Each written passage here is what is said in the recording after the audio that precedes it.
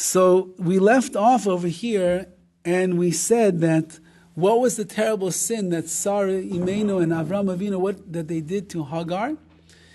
Not that they really did something that was so wrong, meaning they were justified, Sarah was justified to act in a way where she was kind of punishing Hagar for Hagar's rudeness and her scoffing that she had at Sarah and the hurting of the feelings that she did. She was entitled to send her away. There's no avera, there's no sin that she did over there. But we did point out that Sarah could have acted lifni mishra asadin, which means beyond the letter of the law, and she could have said, you know what, it's better to be a person who bears their own shame and doesn't shame somebody else. Better I should just let it go and not make a big deal about it. It's not really worthy of a person like me. It's not appropriate for someone who's as great as me, Sarah, to stoop down to the level of Hagar and start playing tit for tat over here. I shouldn't do such a thing. And Avram Avinu, we said, what was his mistake? He allowed his wife to do it. But he's allowed to because she was allowed to do it. But he said, for Shalom Bayis, I don't want to disrupt my harmony in the house. So we pointed out over there, if Avram could have sat down with his wife and he could have said, Sarah, someone like you, it's befitting of you, someone as great as you on your stature, to go all the way down to this girl over here and say, I'm going to send her away just because she made you feel bad? Why would you want to do such a thing? But he didn't do that. So the Ramban is learning over here that those were the two mistakes of Abraham and Sarah. Again, they didn't do a big avera. They didn't do something major.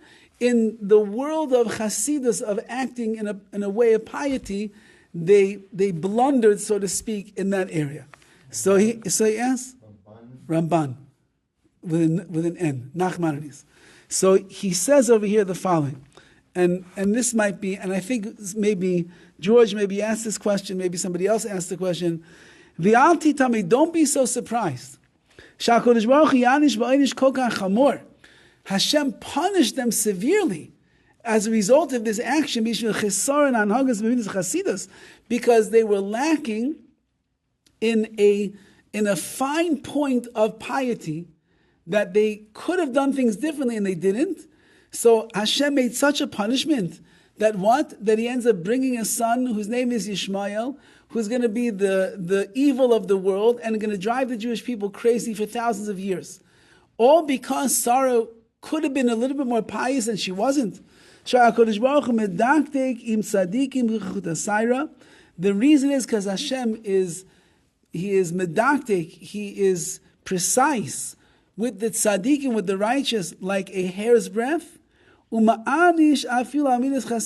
punishes the tzaddikim, the righteous, even if they do something so small that is just beyond the realm of not being as pious as they could have been. So Sarah Imenu is the greatest of the generation. Avram is the greatest of the generation, and therefore they are held to a very strict level of justice from Hashem. His judgment is very critical of them, that they must make sure that they do everything that is correct in the eyes of God. And even though that they were not breaking a prohibition in the Torah, but they acted in a lower way than people of piety and righteousness, the way they were, should have acted. And for that, they end up getting punished in a very in a high magnitude of a way over here. Even though you might think that it's, how could Hashem do such a punishment? He said, of course, because these are the greatest. The greater that the person is, the more they are held accountable. And so he explains over here from the Rambam. The Rambam says the following: the asur lot, if you live in the land of Israel, the asur lot says meretz Yisrael l'chutz la'aretz.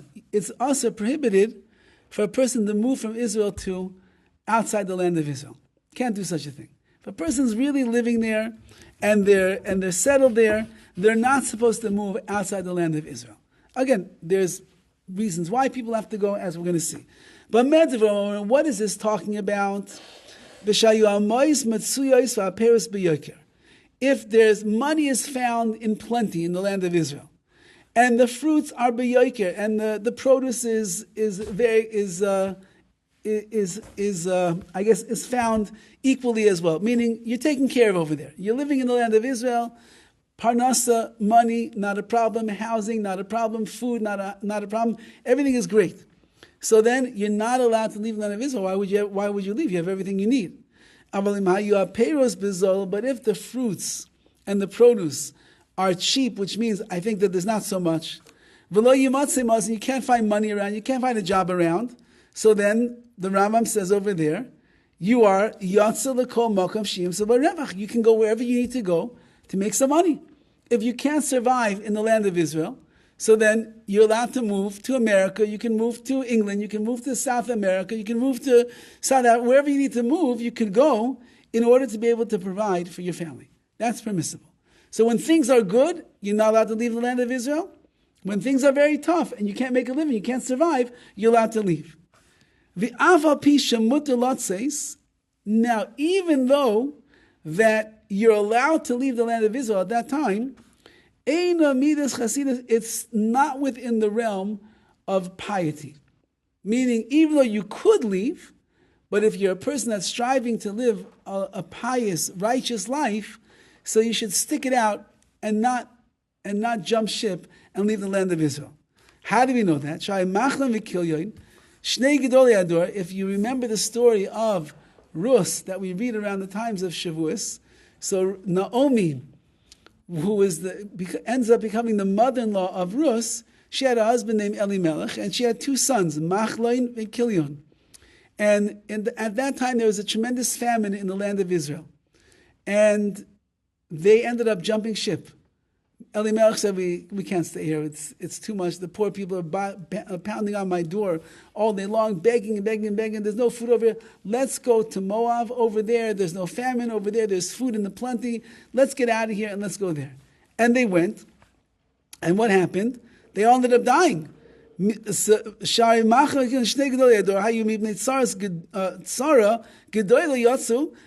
of the tremendous suffering that was going on in Israel at the time, they left. Nevertheless, Hashem killed them in the land of Moab. They died, Elimelech died, everybody died. Why?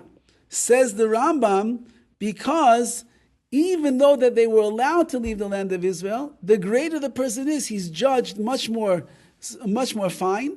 And over here, since that they could have lived a life of chassidus, of more piety, and said, you know what, we're going to stick it out. The land of Israel, how can we leave right now? Our people need us. They look to us as the leaders, but they didn't, therefore they were punished. You see that the sons of Naomi, and even her husband at that fact, they were killed because they ended up falling short in this area of piety. V'gam Sarah, and so too Sarah, nenash b'shvil cheson anhaga, she was punished because she was lacking the proper behavior, b'midas chasidus, in the world of piety. Im Hagar, with Hagar, limchol al albayna, she should have just forgiven her for the shame that she endured. Remember, Hagar was embarrassing her. Oh, look at you, you're such a righteous woman, you're married to this man for 70 years, you can't even have a single child. I'm with Avram one single night, and already I'm pregnant, I'm ready to have a baby. Now, Sarah, the Gemara says over there that she put the evil eye into Hagar, and Hagar ended up having a miscarriage as a result of that. But, which is also, we would say, beneath the dignity of Sarah, and that's when she went out into the wilderness, and that's when Hashem came to her and said, don't worry, you're going to have a baby, it's going to be a healthy baby, a living baby, and it's going to be called Yishmael, and it'll wreak havoc on the Jewish people. All of that came because, not because Sarah did something so terrible, but because she could have acted more righteously, with more piety, and she didn't, and therefore she's held accountable for that. Ulefizeh, according to this, Nir Levaya Madua Hugbal Koyach Shel Bnei Yisrael Lahara Lanu.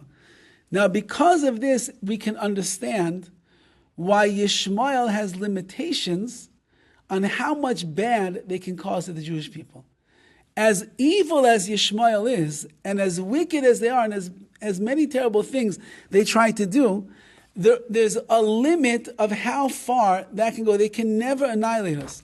Even, there's like more and more like pieces of information that are being disclosed about October 7th. And the more that we hear, the more we realize that their plans were enormous, what they wanted to accomplish. They were planning, it seems like, the initial plans were that Hamas and Iran was going to work together, and they were going to come and try to destroy Iran, maybe even Syria was, I forget one other, and Hamas, they were going to come and just basically destroy the land of Israel and all the Jews, wipe them out in like one day. That was their initial plan. And if you follow the timeline, so what happened was Hamas got very, they're like rabid dogs. They couldn't hold themselves back anymore. And without telling Iran and Syria what they were planning to do, they just broke over the border and they came in and they began what they did. And there was no time for Iran and Syria to mobilize everything that they were planning to do. And therefore Hamas came in all by itself. And even though they planned on marching in to the city of Jerusalem, that's how far they wanted to go. But they got stuck at the Nova Festival, which they were not anticipating was going to be there. And they got busy in the massacre that took over there. And by the time that the smoke cleared, settled, so to speak, the army was able to come in and they were able to mobilize and things changed. But had that not happened, they would have come all the way in, and who knows how much, maybe hundreds, tens of thousands of people, or if not more, they would have slaughtered on that day. God forbid. So this, he says, begins to explain why Yishmael is always limited in what they could actually, what they could incur on the Jewish people. In this Palala Hashem, because if we dive into Hashem, Yishma Hashem v'yanem, Hashem is going to listen to us, v'yanem, and he's going to punish them. Ki be'emes ansa Hagar shaloi kedin, because the truth is, like we said, Hagar was not oppressed by Sarah Yemenu, shaloi kedin, which means against what it says in the Torah. There wasn't even an avera, there wasn't even a sin between Sarah and Hagar, between man and his fellow man. Ella avera kala bein adam l'makom, was a small little sin between Sarah and Hashem. Shenitba Sarah al shalei machla al abayno liyois min anelavim and elavim. She was brought to task by Hashem. Sarah was, as a result of not forgiving and overlooking the disgrace that she got, and rather she should have been the disgraced and not the one that caused shame to another. If Sarah would have just held back, Hashem would have said, you know what, just leave it alone. But because she didn't, it was really between her and Hashem and not between her and Hagar. And he says, V'yesh l'farish de'atam shayset tzricha lino kain lavi rak mechasha Hashem etavor ala gvul v'tasei davar shelo kedin, fine. Ela v'nei shelefi midas chasidus hayset tzricha la'argish ha'kol min ishmayim. What should Sarah Imenu, what should she have done? On her level of piety, she should have felt and realized the following thing. Everything that happens in my life is min hashamayim, is from heaven. And Hagar would not have been able to do anything unless Hashem decreed upon her from the heavens that this is what he wanted to happen. The fact that Hagar embarrassed me, the fact that she made me feel really bad about myself, the fact that she was bothering me day and night, Sarah should have said to herself, well, if Hashem didn't want this to happen, it wouldn't be happening right now. So it's not that it's Hagar is the one that's doing it, it's really Hashem. That's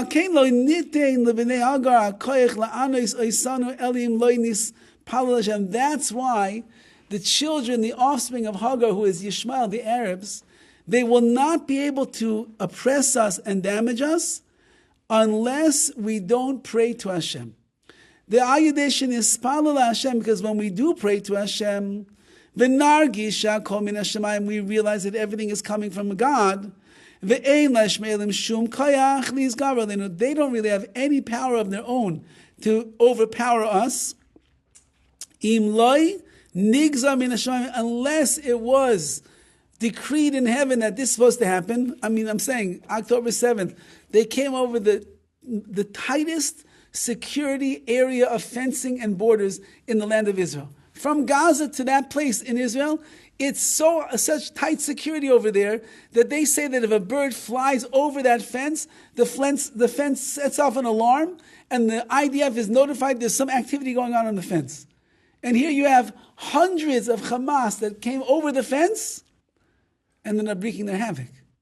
That could only be not because Netanyahu avoided all the things that he was warned, and not because the IDF was sleeping, and not because there clearly was a gezer, there was a decree, min hashamayim, in the heavens, that such a terrible thing should take place.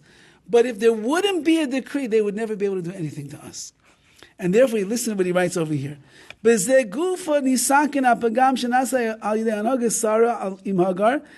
this is the way that we could undo the blemish that was made by Sarah with Hagar.